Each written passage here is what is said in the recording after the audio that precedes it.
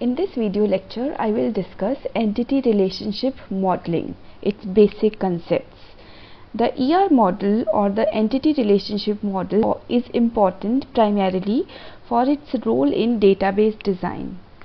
It provides useful concepts that allow us to move from an informal description of the user's need to a more detailed and precise description that can be implemented in a DBMS. ER model is a high-level conceptual data model to support a user's perception of data and to conceal the more technical aspects associated with the database design. The ER model maps to the relational model.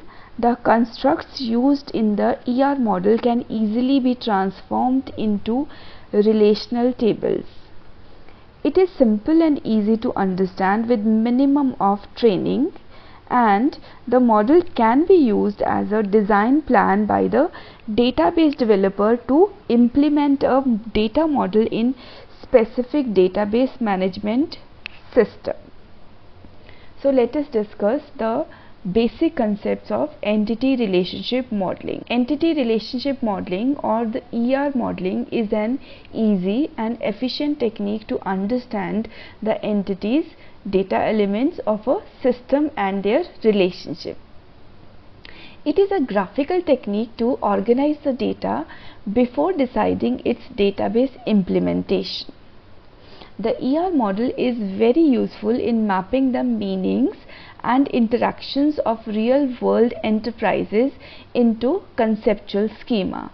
So, when we are developing a database software, a database application for some real-world organization, then we have to understand the different entities or the different elements that are working in that organization, their meanings, and how those different objects or events interact with each other. So ER model is that tool which can help us in mapping the meanings and interactions of real world enterprises into the conceptual schema that have to be implemented as a database in a DBMS software. So the terms which are used in entity relationship modeling are, the first one is an entity. An entity is anything that exists independently and must have data to be stored about, called an entity. So anything that exists in the real world, it can be a concept, it can be an object, that is known as an entity, but the thing is that entity should be relevant for the application that you are going to implement. Then entity can be an object, a person, or an event. Entities are application specific. Whatever application you are going to develop or implement, for that you have to identify that what entities are working for this application or this organization. Then entity instance is a specific instance of an entity type. The entity type is just like a class, and entity instance is just like an object which belongs to that class. So here are a few examples of entity types: employee, then department, instructor, book, or a course. So these are a few examples of entities that exist in real world. Then entity is a thing or an object in the real world. It should be distinguishable from other objects. The other objects which exist on in the same type of entity, they should be distinguishable from each other. The distinction is based on the values of the attributes it possesses. The entities are differentiated from each other on the basis of the attributes that each entity possesses. Identification of entities is important because an entity instance must be identifiable or distinguishable from other entity instances to retrieve it. So storing the information about entities is required because we want to do some work on that information. So it must be possible to retrieve or access the information about those entities. So for that they must be identifiable or they must be distinguishable. The entities can be either tangible or intangible. Tangible means which you can see in the real world, and intangible means which you cannot see in the real world. For example, in the entities that we discussed in the previous slide, from them the employees, the instructors, the book are the tangible entities, whereas the courses and departments, they are the intangible entities. Next is attributes. All the features, properties or characteristics defining an entity type are called attributes. So for example, the employee entity, it can be identified by these attributes: name, date of birth, date of joining, email ID, address, salary, designation, department. The department entity can be identified by attributes like department name, its start date, head of department, number of employees working in the department, and the location of the department. Then book entity can be identified by the title of the book, the subject, the publisher, authors, pages, price.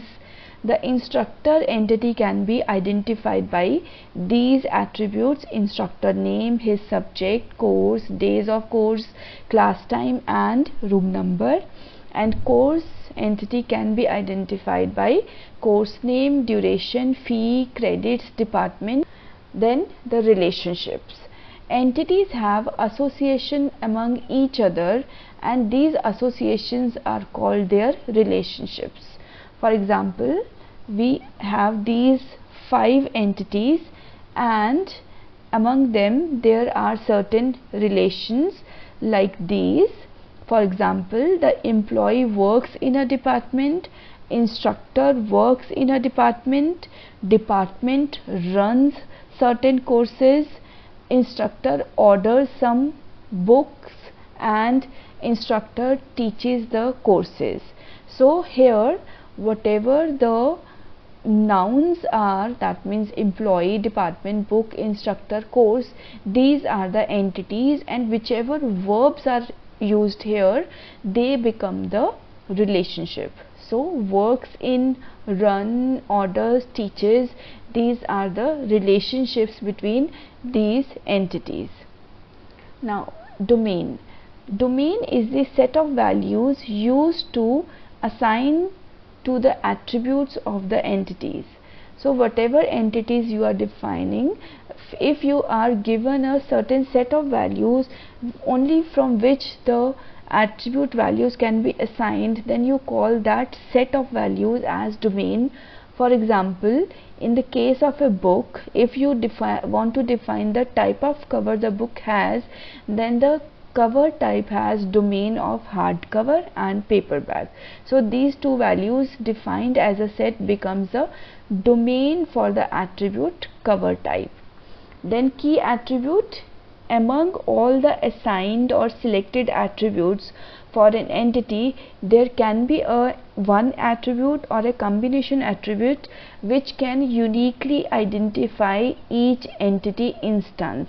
So that particular set of attributes or a combination of attributes, it is called as a key attribute. Then what are the types of attributes? Attributes can be simple attributes. A simple attribute is defined as an attribute which cannot be broken down into simpler attributes. For example, price of the book is a simple attribute. Similarly, gender of a person, the salary of a person, it can be a simple attribute because it cannot be broken down into other attributes. Composite attribute is one that can be divided into individual simpler attributes. For example, the author name can be divided into first name, last name, and middle name. Then single valued attribute. It can be assigned single value for one entity instance. All those attributes where we can assign only one value when we are defining an entity instance, then that type of attribute is known as a single valued attribute. For example, for an instructor, his name can be only one and the date of joining can be one. So these are single valued attributes. Then multi-valued attributes are those attributes for which you can define more than one value for a single entity instance. For example, in case of a book can have multiple authors, so the author name is a multi-valued attribute. Similarly, for an instructor, the instructor can have multiple email IDs, so the email ID attribute is a multi-valued attribute. Then the last one is the derived attribute. A derived attribute, the values for this type of attribute can be derived from the values of other attributes in that entity. So in the same entity or from the different entities. For example, the age of an instructor can be calculated from his date of birth, so age of the instructor becomes the derived attribute for instructor entity. Then entity set and relationship set. The set of all entities of the same type and the set of all relationships of the same type are termed as the entity set and relationship set respectively. For example, if you have 5 instructors in the organization and 10 courses in the organization, then the relationship between the instructors and the courses, that will make the relationship set, and all the different instructors and different courses, they will respectively make the instructor entity set and the course entity set. For example, the book can be identified by title, publisher, author, year, price, pages and cover type. This is one single entity. So entity set can be all the books which are available and which have different titles, publishers, author names, years, prices, pages and cover types. So all the things that belong to one entity type, they make the entity set. The next is keys. There are different type of keys which are used to identify the entity in the entity type. A super key of an entity set is a set of one or more attributes whose values uniquely determine each entity. So super keys can be multiple. There can be more than one super keys for an entity, but how we define a super key?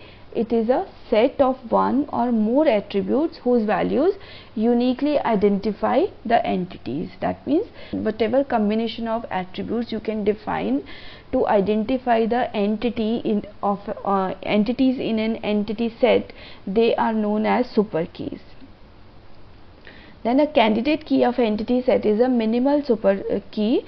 We have multiple super keys. From that we can select the candidate keys which are minimal super keys. That means they have the minimum number of attributes from which they are made. So those can be termed as the candidate keys. And for example, in case of instructor, the instructor ID is a candidate key, or instructor name and instructor date of birth is a candidate key. Similarly, in case of department, the department ID is the candidate key, or the department name and location can be the candidate key. Among all the possible candidate keys, one of the candidate keys is selected to be the primary key. If we have multiple candidate keys for a entity, then whichever candidate key is taken as the identification attribute for the entities belonging to one entity set, then that particular candidate key is known as the primary key, and the remaining candidate keys which are not selected as primary key, they are known as the alternate keys. Now coming to a relationship. So degree of a relationship. Degree of a relationship is the number of entity sets participating in the relationship set. So how many entities are making up that relationship, that will define the degree of a relationship. Relationship sets that involve two entity sets are known as binary or of degree 2. Binary degree relationship is the most common relationship in a database among entities, right? So next is the relationship set that involves three entity sets have ternary relationships. So there are two types of relationships, binary and ternary relationships. Ternary relationship involves three entity sets, whereas binary relationship involves two entity sets, which are explained here. An instructor teaching students is a binary relationship set between entity sets instructor and student, like instructor teaches students, so there is involvement of two entities in this relationship. So this relationship is a binary relationship. That means the degree of the relationship between the instructor and the student is binary.